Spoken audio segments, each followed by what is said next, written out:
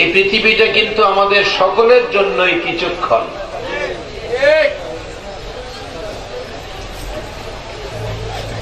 এক মাহফিলে গেলাম, দেখা হলো এক হিন্দু ধর্মের ঠাকুরের সাথে।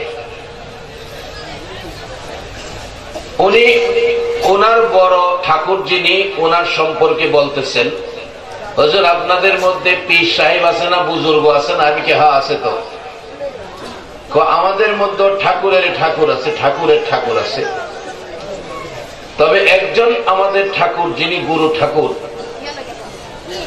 ইনি শরীরে যত পশম আছে ওনার বুজুর্গিটা 1 বছর পরে পরে একটা পশম খুইলা পড়বে, চুল 1 বছর পরে একটা চুল খুইলা পড়বে, এইভাবে সারা মাথা থেকে পাও পর্যন্ত সবগুলি চুল খুইলা পড়ার পরে ওনার মৃত্যু হবে। তাইলে ওনার কয় হাজার বছর লাগবে? উনি যে থিওরিটা দিলেন, আপনারা কি এটার মধ্যে বিশ্বাসী? আল্লাহ কোরআনে বলছে,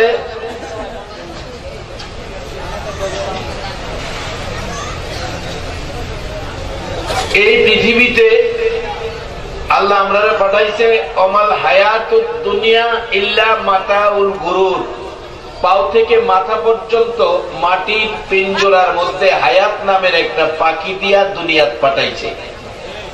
যে পাখিটা এটা ছলনাময়, যে কোনো সময় আপনাকে আমাকে ভালায় আইরা যাইব। কে কোথায় আছেন, খাইছেন না না খাইছেন, ঘরে না বাইরে, দিনে না রাইতে, দেশে না বিদেশে, এই হিসাব এটা করে না। কারণ ওই দিন দেখলাম মাহফিলে যাচ্ছি, রাত্র 8টার দিকে টেলিফোন, বিদেশি নাম্বার রিসিভ করলাম, বলতেছে হুজুর আমি ইটালির থেকে টেলিফোন করছি, আপনাকে নিয়ে সারা ইটালিতে আজকে আলোচনা হচ্ছে। কি ব্যাপার? আপনার আলোচনার বাস্তবতা কেমন? আমাদের বাংলাদেশি একটা ছেলে মারা গেছে হসপিটালে, হসপিটাল থেকে লাশ বাংলাদেশে পাঠানোর জন্য আমরা চেষ্টা করতেছি। তার স্ত্রীর সাথে যোগাযোগ করলাম, অ্যাকাউন্ট স্ত্রীর নামে, স্ত্রী নাকি উত্তরা বাড়ি করে উত্তরা থাকে। স্ত্রীর কাছে টেলিফোন করলাম, কিছু টাকা পাঠান, আপনার স্বামী মারা গেছে, লাশটা বাংলাদেশে পাঠাবো। স্ত্রী বলল দেখেন হায়াত নাই, উনি মারা গেছেন, এত টাকা খরচ করে লাশটা আইনা লাভ কি, সিস্টেম থাকলে ওখানে মাটি দিয়ে দেন। স্ত্রী বলল। 15 মিনিট ওই ভদ্রলোক টেলিফোনে আমার সাথে কথা বলল, ভাইদের কাছে ফোন করলো, ভাইয়েরা বলল দেখেন আমরা তো গরিব মানুষ, এই ইটালি থাকে, টাকা কামাই করে বউয়ের নামে অ্যাকাউন্ট, আমরা 10 টাকাও দিছে না, কাজেই লক্ষ টাকা খরচ করে ভাইয়ের লাশ ইটালি থেকে আনা আমাদের সামর্থ্য নাই, আমরা গরিব, আমরা দিন মজুর। মার কাছে টেলিফোন করলো, মা কাঁদতেছে আর বলতেছে বাবারে প্রয়োজনে আমার রক্ত বিক্রি করে আমি টাকা দিব, আমার ছেলের লাশটা আমি মায়ের কাছে ফিরিয়ে দাও, আমি তোমাদের কাছে আমার ছেলের লাশটা ভিক্ষা চাই, ভিক্ষা চাই।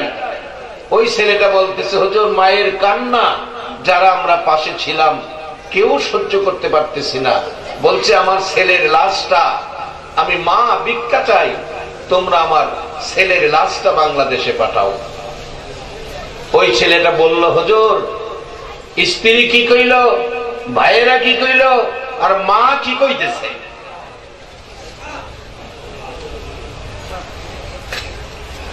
মসজিদে কালেকশন করলো, ছেলেটা বলতেছে আমরা মসজিদে কালেকশন করে লাশটা পাঠাইতেছি, এই মাসের ডিসেম্বরের 22 তারিখে নাকি লাশটা বাংলাদেশে আসবে।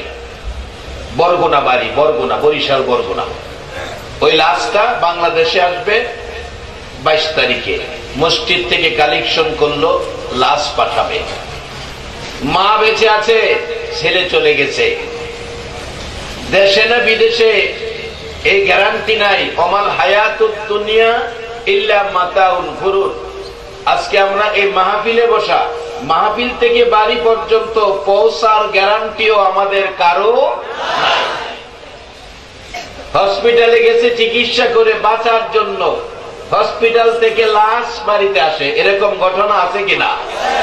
বাংলাদেশের সেরা ধনী জহিরুল ইসলাম সাহেব নিজে হসপিটাল করেছে, মেডিকেল কলেজ করেছে, রোগী চিকিৎসা করে সুস্থ করে ডাক্তার বানায়।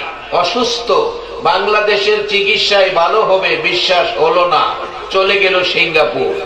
সিঙ্গাপুর আজরাইল যায় কয়, জহিরুল ইসলাম সাহেব আমি সিঙ্গাপুরও চিনি। সিঙ্গাপুর কি উনি মরতে গেছিলেন নাকি বাঁচতে গেছিলেন? চিকিৎসা করে বাঁচবে, সুস্থ হবে, কিন্তু হায়াত শেষ, সিঙ্গাপুরে মৃত্যু হয়ে গেল। তাই আল্লাহর কোরআন সত্য, কোন ধর্মের কোন ব্যক্তির কথা সত্য নয়, আল্লাহর কোরআন সত্য। আপনারা কি মানেন কিনা? আল্লাহর কোরআন কি? এই জন্য নবী হাদিস শরীফে আমাদেরকে পরামর্শ দিয়ে গেছেন। পরামর্শটা কি? তারাকতু ফীকুম আমরাইন লান তাদিল্লু মা তামাসসাকতুম বিহিমা কিতাবাল্লাহ ওয়া সুন্নাতা রাসূলি। একবার বলুন আল্লাহু আকবার। আপনাদের কোনো ভয় নাই তো?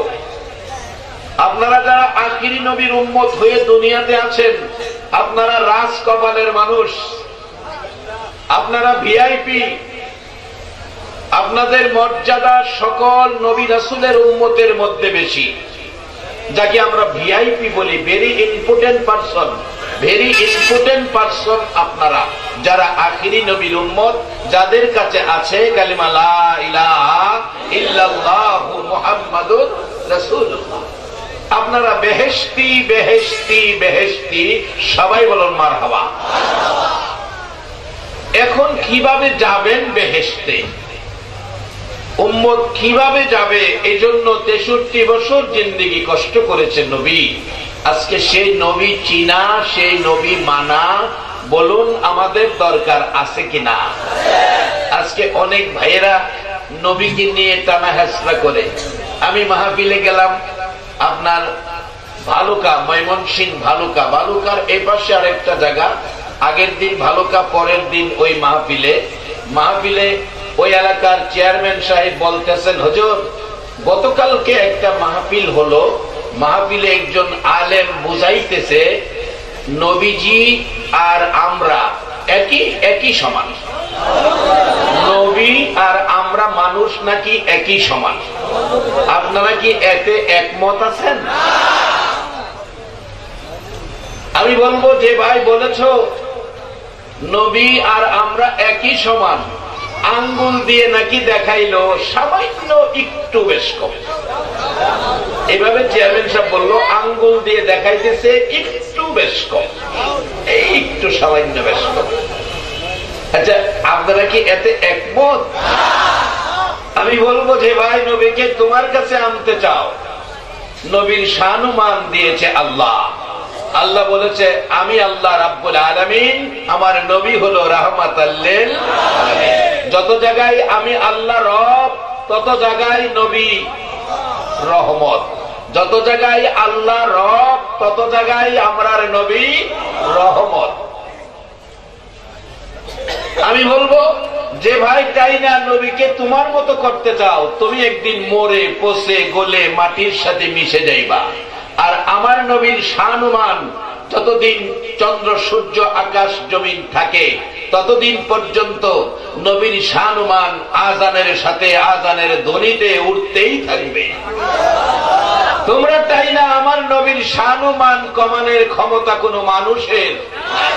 যদি কমাইতে পারতো আবু জাহেল টানাটানি কম করে নাই।